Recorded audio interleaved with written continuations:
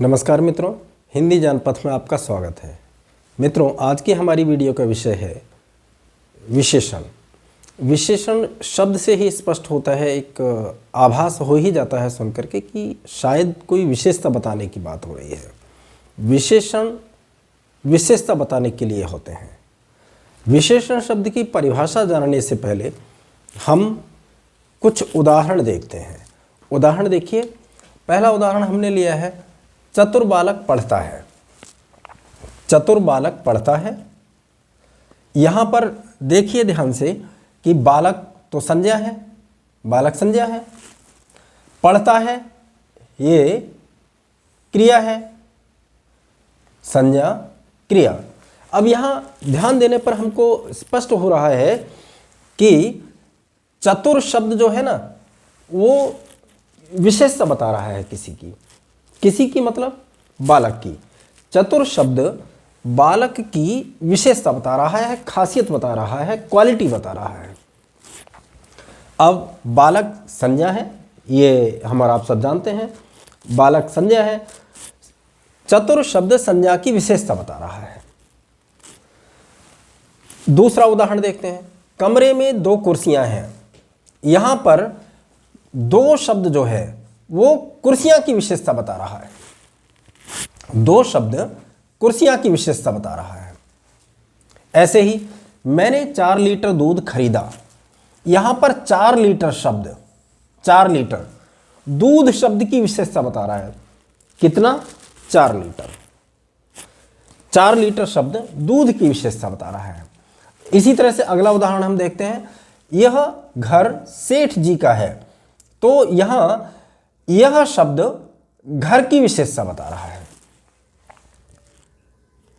यह शब्द घर की विशेषता बता रहा है, क्लियर कर रहा है कि कौन सा घर, यह घर। तो यहां पर चतुर, 2, 4 लीटर, ये शब्द विशेषता बता रहे हैं।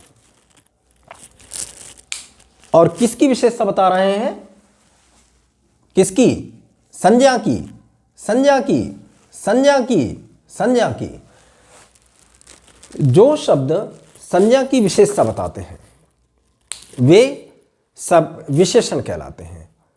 विशेषण, ये विशेषता बताने वाले शब्द ही विशेषण कहलाते हैं। इन्हीं को हम विशेषण शब्द के नाम से व्याकरण में जानते हैं। वे शब्द, तो इसकी परिभाषा क्या हुई? वे शब्द जो संज्ञा की विशेषता बताते हैं। ध्यान रहे, सर्वनाम की भी विशेषता बताते हैं। ये देखिए, प्रायः वे सारे नियम जो संज्ञा में लगते हैं सर्वनाम में भी लगते हैं। कारण, सर्वनाम संज्ञा के स्थान पर प्रयुक्त होने वाले शब्द होते हैं। तो सीधी बात है कि संज्ञा में जो लगते हैं वो सर्वनाम में भी लगेंगे। तो इसकी परिभाषा बनती है विशेषण की कि वे शब्द जो संज्ञा या सर्वनाम की विशेषता बताते हैं विशेषण कहलाते हैं। वे शब्द जो संज्ञा या सर्वनाम की विशेषता बताते हैं विशेषण कहलाते हैं। तो अब यहाँ एक बात ध्यान देने की और है कि जैसे चतुर है ये विशेषण हो गया, 2 शब्द विशेषण है, 4 लीटर ये विशेषण है, ये विशेषण है। इतना क्लियर हुआ। अब यहाँ एक बात और ध्यान देने की होती है कि जिन शब्दों की विशेषता बताई जाती है उनको क्या कहते हैं? उनको व्याकरण की भाषा में विशेष्य कहते हैं। उनको विशेष्य कहते हैं। मतलब बालक शब्द, कुर्सियां शब्द, दूध शब्द और घर शब्द ये विशेष्य है। और वे शब्द जो विशेषता बताते हैं, विशेषता बताने वाले शब्द विशेषण कहलाते हैं। अर्थात चतुर विशेषण है, 2 विशेषण है, 4 लीटर विशेषण है और यह शब्द विशेषण है। वे शब्द जो विशेषता बताते हैं संज्ञा या सर्वनाम की, वे विशेषण कहलाते हैं। जिन शब्दों की विशेषता बताते हैं वे विशेष्य कहलाते हैं। इतनी बात स्पष्ट होने के बाद विशेषण के भेद, देखिए अब यहाँ पर ध्यान देने की एक बात और है, चतुर शब्द। चतुर शब्द विशेषण के भेद हैं। चतुर शब्द देखिए ये गुण बता रहा है, चतुराई एक गुण है, गुण है। दो शब्द विशेषता तो बता रहा है, चतुर शब्द भी विशेषता बता रहा है, दो शब्द भी विशेषता बता रहा है, किंतु दो शब्द जो है और चतुर, इन दोनों में अंतर थोड़ा आप देखेंगे। यहाँ ये विशेषता बता रहा है, गुण बता रहा है, और दो शब्द संख्या बता रहा है। अब अगले उदाहरण में देखते हैं, 4 लीटर। 4 लीटर शब्द ये परिमाण बता रहा है, नाप तोल बता रहा है, ये संख्या नहीं बता रहा है। विशेषण तो है किंतु ये नाप तोल बता रहा है, परिमाण बता रहा है, मात्रा बता रहा है, क्वांटिटी बता रहा है। अब यह अगला, यहां देखेंगे आप, यह शब्द भी विशेषण है, किंतु यह शब्द क्या बता रहा है, ये अपने आप में सर्वनाम है। यह वह ये सब सर्वनाम है। तो ये चारों विशेषण तो हैं, किंतु इनमें एक सूक्ष्म अंतर ये भी है, विशेषण होती है भी, कि कोई शब्द गुण बता रहा है, कोई संख्या बता रहा है, कोई परिमाण बता रहा है, और कोई अपने आप में विशेषण का काम तो कर रहा है, किंतु मूल रूप में वह सर्वनाम है। इस प्रकार से हम देखते हैं कि विशेषण के 4 भेद निकल कर आते हैं। यही 4 भेद व्याकरण में विशेषण के भेदों के नाम से जाने जाते हैं। विशेषण के भेद कितने हुए? 4 भेद होते हैं। कौन कौन से? गुणवाचक, संख्यावाचक, परिमाणवाचक और सार्वनामिक। देखिए, पहला गुणवाचक, दूसरा संख्यावाचक, तीसरा परिमाणवाचक और चौथा सार्वनामिक विशेषण। ये 4 भेद होते हैं। अब इन भेदों को एक एक करके हम देख लेते हैं। देखिए, गुणवाचक में देखिए, गुण दोष बताने वाले शब्द जितने भी हैं वो गुण बताएं या दोष बताएं, वो गुणवाचक विशेषण में आते हैं। ईमानदार, बुद्धिमान, उचित, अच्छा, योग्य, विनम्र, आलसी, उद्दंड, बुरा, बेईमान आदि आदि। जो भी शब्द हैं इस प्रकार के, जिन शब्दों के द्वारा संज्ञा या सर्वनाम के गुण दोषों का पता लगे, वे गुणवाचक विशेषण की श्रेणी में आते हैं। अगला आकार प्रकार, जैसे नुकीला, लंबा, गोल, चौकोर, तिकोना, चपटा इत्यादि इत्यादि जो भी शब्द हैं आकार प्रकार बताने वाले। आकार प्रकार भी एक तरह की विशेषता ही है, गुण ही है। अच्छा, स्वाद या गंध भी गुण भी होता है, गुण ही होता है, जैसे मीठा, कड़वा, नमकीन, तिक्त और तीखा एक ही बात है। मधुर, तीखा, सुगंधित, गंधहीन, बदबूदार आदि, ये भी गुण हैं। देश काल के द्वारा भी संज्ञा शब्द के द्वारा विशेषण का निर्माण होता है, यह आपने पढ़ा होगा। तो देश के नाम पर या समय के नाम पर या स्थान के नाम पर विशेषण शब्दों का निर्माण होता है। जैसे बम्बई से बम्बैया शब्द बनता है, तो बम्बैया ये भी उसकी क्वालिटी है, गुण है। बनारसी, कोल्हापुरी, प्राचीन, आधुनिक, निचला, उथला, ये निचला, उथला, आधुनिक और प्राचीन ये काल के आधार पर हैं। निचला, उथला, भीतरी ये स्थान के हैं, लेकिन ये सब क्वालिटी बता रहे हैं, गुण बता रहे हैं, इसलिए गुणवाचक विशेषण की श्रेणी में ये आते हैं। स्थिति और दिशा, ऊंचा, नीचा, उत्तरी, दक्षिणी इत्यादि। दशा, बूढ़ा, जवान, स्वस्थ, बीमार इत्यादि इत्यादि जो भी हैं। स्पर्श, मुलायम, कठोर, खुरदरा, भुरभुरा इत्यादि। अब यहाँ ध्यान देने की बात यह है कि देखिए, ये सब गुण बता रहे हैं, चाहे गुण दोष बताए या आकार प्रकार बताए, स्वादगंध बताए, दशा स्थिति बताए, ये सब हैं तो गुण ही। तो ये सभी क्या कहलाएंगे? ये गुणवाचक विशेषण की श्रेणी में आते हैं, गुणवाचक विशेषण। अच्छा, अगला हमारा भेद है संख्यावाचक विशेषण। संख्यावाचक वे शब्द, वे विशेषण शब्द जिनसे संख्या पता लगती है। वे विशेषण शब्द जो किसी संज्ञा या सर्वनाम की विशेषता बताते हैं, और कैसी विशेषता बताते हैं? संख्या वाली विशेषता बताते हैं। जैसे 4, 50, 1000, थोड़े, बहुत आदि।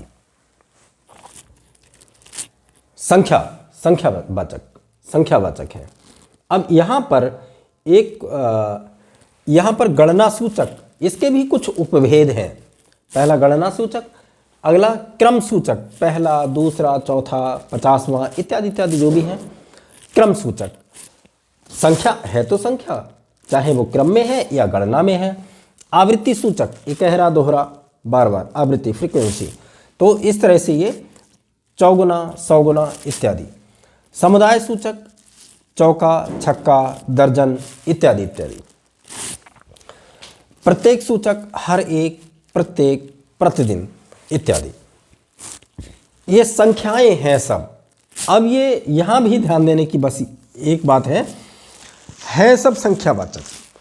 संख्याएं बताई जा रही हैं इनके द्वारा, और संख्या बताई जा रही है तो संख्यावाचक होगा, चाहे वो आवृत्ति सूचक हो, क्रम सूचक हो, गणना सूचक हो, चाहे जो भी हो। अब यहाँ जो संख्या होती है ना, वो दो प्रकार से बताई जाती हैं। संख्या बताने के दो तरीके होते हैं। संख्या एक तो निश्चित संख्या और एक अनिश्चित संख्या। जैसे निश्चित संख्या, जैसे मेरे पास 2 कुर्सियां रखी हैं, 2 कुर्सियां, 2 निश्चित है।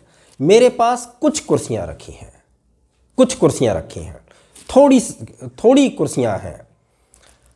मेरे पास केवल 2 ही कुर्सियां हैं, कुछ कुर्सियां और ले आओ, मतलब थोड़ी, 2, कुछ, 2 निश्चित संख्या, कुछ कुर्सियां और ले आओ, मतलब अनिश्चित संख्या।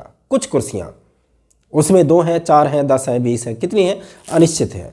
इस प्रकार से संख्या का भी बोध हम 2 प्रकार से करते हैं। कौन कौन सा? निश्चित संख्या के द्वारा और अनिश्चितता के द्वारा। इस प्रकार से हम देखते हैं कि संख्यावाचक विशेषण के भी 2 भेद होते हैं। कौन कौन से? निश्चित संख्यावाचक और अनिश्चित संख्यावाचक। देखिए, निश्चित संख्यावाचक 10, 40, 100 इत्यादि। अच्छा, अनिश्चित संख्यावाचक कुछ, थोड़े, हजारों, सैकड़ों।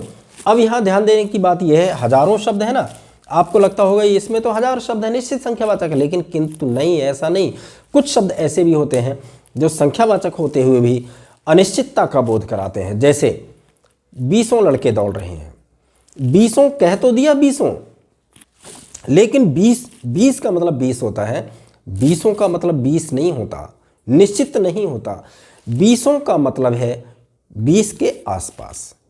20 में 18 भी हो सकते हैं, 25 भी हो सकते हैं। 20 एक अंदाज है, एक अनुमान है। अनिश्चित, निश्चित संख्या होते हुए भी अनिश्चितता का बोध कराया जा रहा है। चलिए, निश्चित ये संख्यावाचक विशेषणों। अगला हमारा भेद है विशेषण का भेद, परिमाणवाचक विशेषण। परिमाण मतलब नापतोल संबंधी। वे विशेषण शब्द जो नापतोल संबंधी होते हैं। नापतोल जिन विशेषण शब्दों के द्वारा किसी संज्ञा या सर्वनाम की नापतोल का, उसकी मात्रा का पता लगता है, उसकी क्वांटिटी का पता लगता है, वे परिमाणवाचक विशेषण के अंतर्गत आते हैं। परिमाण का मतलब है नापतोल, नापना।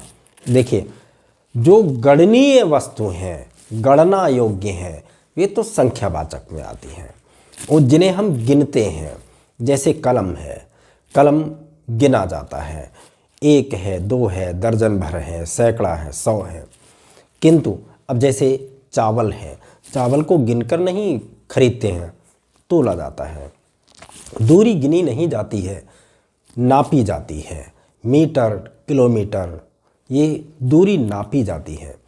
तो नापने की या तोलने की, इस प्रकार की जो विशेषण शब्द होते हैं, जिन विशेषण शब्दों से संज्ञा या सर्वनाम की मात्रा का पता लगता है, वे परिमाणवाचक विशेषण के अंतर्गत आते हैं।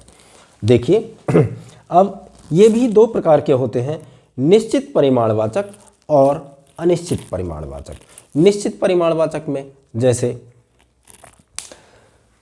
मैंने 1 लीटर दूध पिया, मैंने 1 लीटर दूध पिया। मैंने 2 लीटर दूध खरीदा, 2 लीटर, 1 लीटर। मैं 4 किलोमीटर दौड़ा, 4 किलोमीटर, निश्चित परिमाण है। मैंने 2 किलो चावल खरीदे, निश्चित परिमाण है। किंतु मैं थोड़ी दूर दौड़ा, मैंने थोड़ा दूध पिया, जरा सा पानी ले आओ, जरा सा, थोड़ा सा है परिमाण, थोड़ा सा, जरा सा, थोड़ी दूर है परिमाण, किंतु अनिश्चित है। जहां अनिश्चित परिमाण हो और अनिश्चित हो, जिन शब्दों से अनिश्चित परिमाण का बोध होता है वे अनिश्चित परिमाणवाचक विशेषण कहलाते हैं। अगला हमारा भेद है सार्वनामिक विशेषण। अब यहाँ पर सार्वनामिक को सर्वनामवाचक भी कहते हैं। इसके अन्य भी भेद हैं, ध्यान देने की बात है। सर्वनामवाचक भी कहते हैं, सार्वनामिक भी कहते हैं, सर्वनामवाचक भी कहते हैं, संकेतवाचक भी कहते हैं और सांकेतिक विशेषण भी कहते हैं इसको, सांकेतिक। इसको इन 4 नामों से जाना जाता है, सार्वनामिक या सांकेतिक विशेषण, संकेतवाचक विशेषण। यहाँ पर इसके नाम से ही स्पष्ट हो रहा है, सार्वनामिक का मतलब है या सर्वनामवाचक का मतलब है कि इनमें सर्वनाम का भी अंश होता है। मतलब ये है वे विशेषण शब्द, संज्ञा या सर्वनाम की विशेषता बताने वाले वे शब्द जो मूल रूप में सर्वनाम होते हैं, मूल रूप में ये शब्द सर्वनाम होते हैं किंतु विशेषण का कार्य करते हैं, विशेषण की तरह से इस्तेमाल किए जाते हैं। तो वे शब्द जो मूल रूप से सर्वनाम हैं किंतु विशेषण के रूप में प्रयुक्त हो रहे हैं वे सार्वनामिक विशेषण कहलाते हैं। जैसे वह लड़का, यह लड़का की विशेषता बता रहा है वह शब्द, किंतु वह अपने आप में सर्वनाम है। यह पुस्तक, पुस्तक की विशेषता बता रहा है तो विशेषण है यह शब्द, किंतु यह शब्द अपने आप में सर्वनाम है, इसलिए सार्वनामिक विशेषण कहलाएगा। इस प्रकार हमने देखा कि विशेषण वे शब्द होते हैं जो संज्ञा या सर्वनाम की विशेषता बताते हैं, वे शब्द विशेषण होते हैं। जिन शब्दों की विशेषता बताते हैं उनको विशेष्य कहा जाता है। विशेषण के 4 भेद होते हैं, कौन कौन से? गुणवाचक, संख्यावाचक, परिमाणवाचक और सार्वनामिक।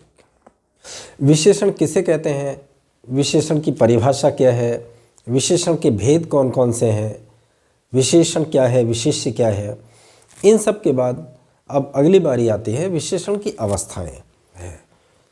विशेषण की 3 अवस्थाएं होती हैं, मूल अवस्था, उत्तरावस्था और उत्तमावस्था। मूल अवस्था, मूलावस्था, मूल अवस्था जो सामान्य अवस्था होती है, उत्तरावस्था उससे भी बढ़कर और उत्तमावस्था सर्वश्रेष्ठ। जैसे उच्च, ऊंचा, उच्च, उच्चतर, उच्चतम। उच्चतर मीन्स बाकियों से ऊंचा, ऊंचा, अधिक ऊंचा और सबसे ऊंचा।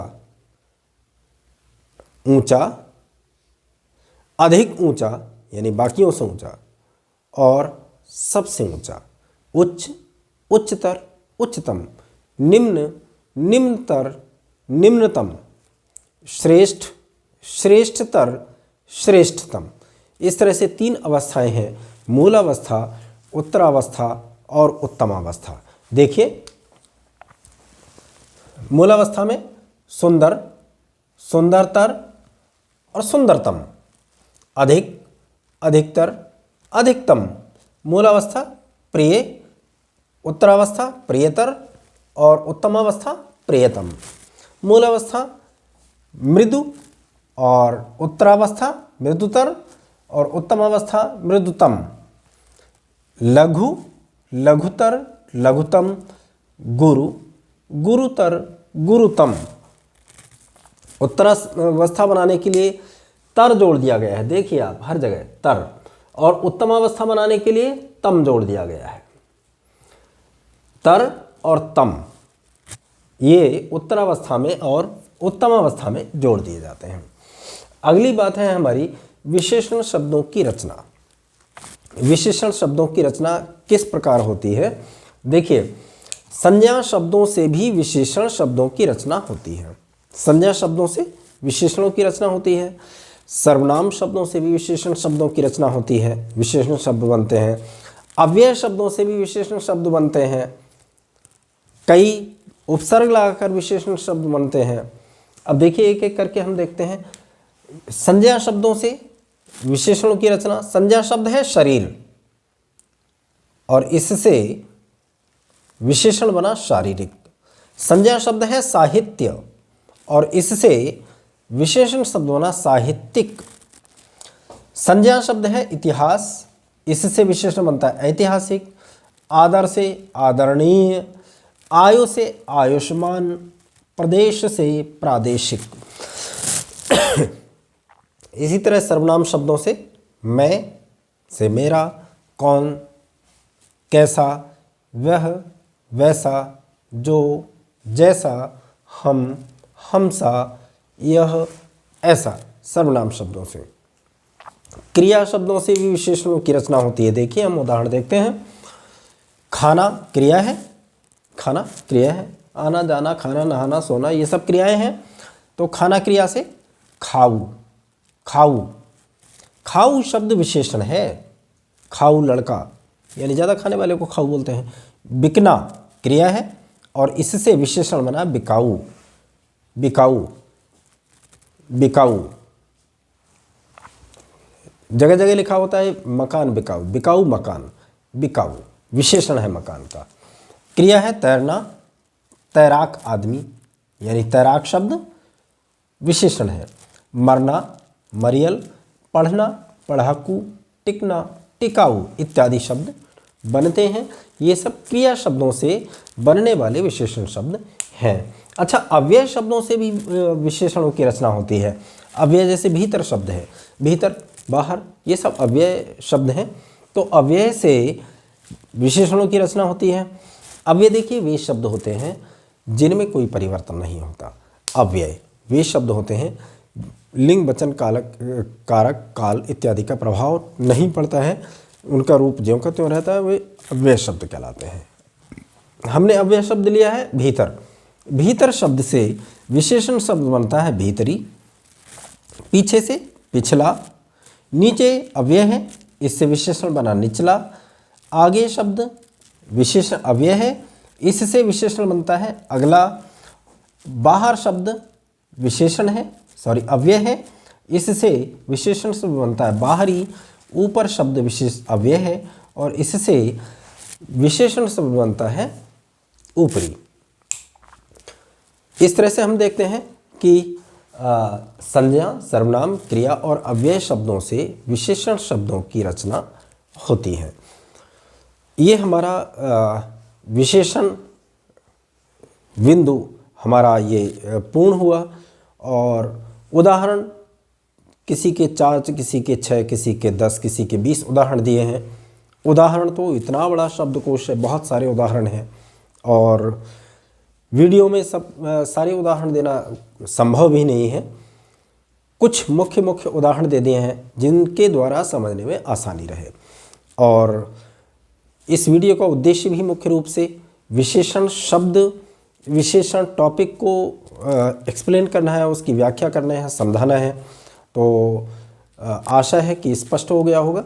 इसके अलावा यदि विशेषण संबंधी विशेषण के किसी शब्द में कहीं कोई किसी तरह का भ्रम हो, कोई शंका हो, तो हमें कमेंट बॉक्स में लिखिए और हम आपकी शंका का समाधान करेंगे। आशा है स्पष्ट हो गया होगा। बहुत बहुत धन्यवाद।